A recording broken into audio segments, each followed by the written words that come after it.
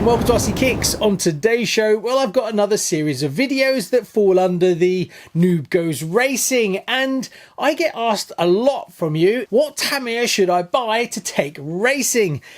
And this series is probably not going to be very popular, is me proving why you should never buy a Tamiya to go racing. What? Shut up! Forget it. Come on! No! Blah, blah, loser! So I'm going to prove to you that there is 1,000 better options to go for, like one of these, or that. Definitely one of those. If you can find a good one of these, on a budget, that. New inbox and still available, this. And one of these. Hold on a minute. Yeah, no, not one of them. Definitely not one of them. And you shouldn't really look at a Tamiya to take racing. Yes, and I know before you start shouting, what about the TRF 211 XM? What about the TRF 201? What about the DN01? And what about the Dynastorm? Well, have you seen the price of a 211 XM? Yeah. Have you tried to find parts for the TRF 201? The DN01, yeah, I suppose I could give you that if you're looking for a two-wheel drive, but is it realistically going to be a Cougar Classic? Really? Let's be honest with ourselves. And as for the Dynastorm, yes, we all love it, but it's a glass hammer, and good luck getting parts for it. Don't forget, racing buggies, you need parts. But I'm going to prove it. So I've picked up one of these. That's a Tamiya Durga kit 58395. Came out on the 28th of November 2007 on the DB-01 chassis. Now this is commonly known as the poor man's TRF, as it's based on the TRF 501X kind of platform. They dulled it down to try and bring the price down. Now it comes with a mid-motor dual belt, same length to the front and the rear. Comes with a fiberglass reinforced plastic chassis. Now if you're going to race it, you're going to need to have to upgrade a few parts on this car. And that's when it kind of gets a little bit expensive. And when I say one or two upgrades,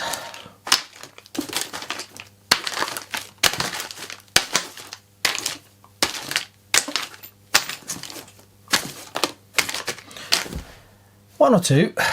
I'd just like to say a massive thank you to Rochester RC for sponsoring this video. Don't forget, it's almost Father's Day in the UK, and you know what that means? Guilt-free RC purchase time. So if you're looking at getting your latest RC good stuff, don't forget to head over to Rochester RC and use coupon code RCKicks at checkout to save yourself 5% and free UK shipping.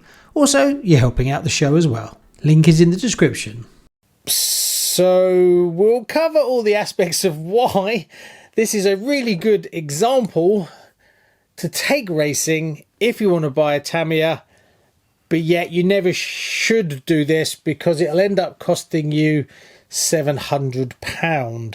Now the DB-01 chassis that the Durga is based on came out in 4 variants. There was the basic one, which is this one, which is the DB-01. Then there was the DB-01R, which had a little bit of sprinkled upgrades on it. But basically you could turn this kit into that just by adding the upgrades. That came out on the 12th of September 2009. Then on the 28th of September 2013, we got the DB-01RR, which had more upgrades in it.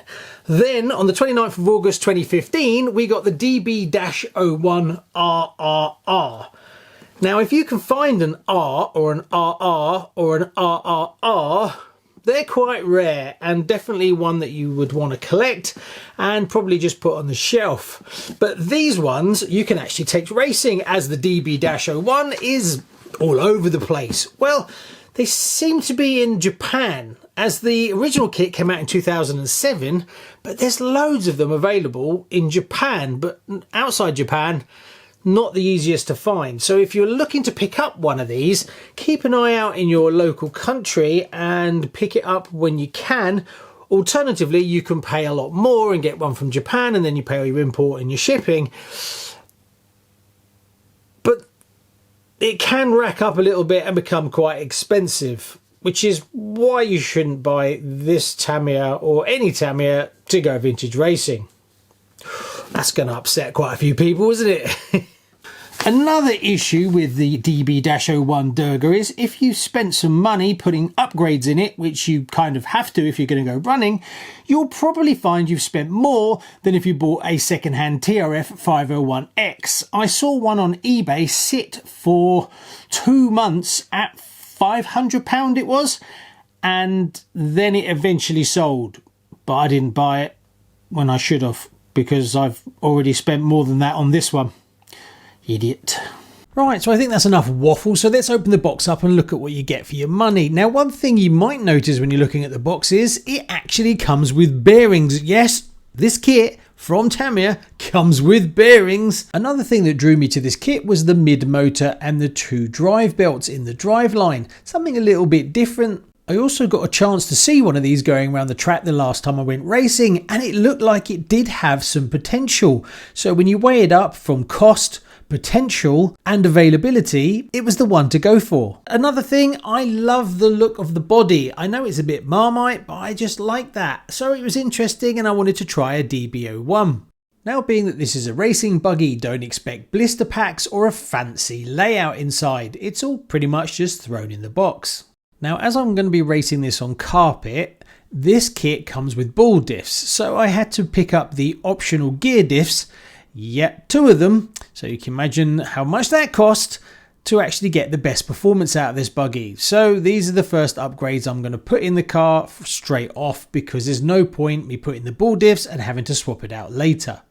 As for the body, yes, you have to paint it up yourself. Cutting it out is pretty straightforward, but round the back there's 2 options, so make sure you get the right one, as I made a mistake on mine, but I got away with it. I do like the body. I love the design of the squashed cab. It's just a bit different. Apparently the electronics can get a little bit hot using this body, so it's something to be mindful of. As for the rims and tyres, well, you do get a set. Now, there is an issue with this, as it isn't hex on the front and rear. It's hex on the front and pin on the rear. So obviously I'm going to change that. You can get another option part to change the rear to hex, so that you can use hex standard racing rims all round. So let's open up one of the big bags and take a look. And the first thing you'll be pleased to see is a metal motor mount. Yes, you get a pretty decent motor mount in this one. There is an upgrade version for this one, which is ultra rare, that allows you to tension the belts without removing the diffs. Also, Tamiya was kind enough to put in some shims. Actually, quite a few shims come in this kit, so that's another bonus. Shame they didn't do the same for the BT-01, but we'll skip over that. Now, I'd like to upgrade to titanium screws for this buggy, but I couldn't really find any in the UK, but I did find a list of all the screws required, so I'm guessing I'm going to go off and hunt them down myself and build up my own pack. Now, the kit does come with oil shocks, but on a carpet track, they're not that great if I'm honest, and probably one of the weak points of this buggy straight out the box, but you have to invest in some upgrades and you can improve it. I'm noticing a theme with this buggy. Now, I did think, should I sell the ball diffs, as I don't plan on using them, but then thinking, well, maybe I'll use them out on a grass track at some point over the year, so I think I'll just leave them in the box for now. And in true form, Tamiya give you bearings. Yes, just not all of them, obviously. Now, this kit comes with dog bones front and rear for its drive shafts. Now, if you're going to be racing, they're not great, because if anything happens, they pop out, you spend the rest of the day trying to find them. So some universals are definitely the way to go, especially on the front. As for the tyres that you get in the kit, well, I won't be using these because I'm going to be running on carpet. So I'm looking at cactus yellows on the rear and some cut staggers or some fusions on the front, which is the kind of go-to for all my buggies when I go racing at my local carpet track. Right, let's open the next bag and see what you get in this one. Now, I was extremely lucky to be able to find the carbon composite parts for a lot of these, so I will be swapping them out. You can tell when you look at them the difference. They're a different colour and also they're a different texture, but they are a bit stronger, which is really good because I tend to crash my racing buggies, so all the strength is definitely going to be a plus. Also, finding replacement parts can be a little bit tricky for the Durga, but not impossible. Now, one thing that I'm not overly sold on, and ideally you want to get the upgraded motor mount, is when you want to tension the belts.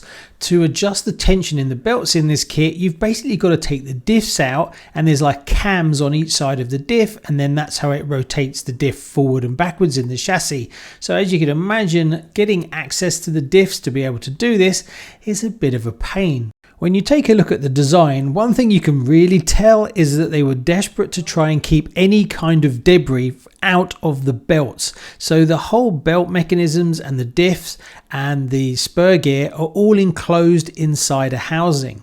And from what I can see, it looks like it will do a reasonable job. Now, the eagle-eyed of you may have noticed there's no slipper. So I'm going to be running this on a high traction carpet, so I definitely need to get to the optional slipper clutch. Yeah, I'm definitely seeing a trend to this buggy. So obviously I picked one up. I'm going to fit it straight from the off because I don't want to put too much strain on the actual drive line. Now, the DB-01 has a few variants of the chassis. This one is the carbon composite one, but it doesn't have the cutout for the additional motor heatsink. That is in a RR or an R or an RRR, I can't remember which one.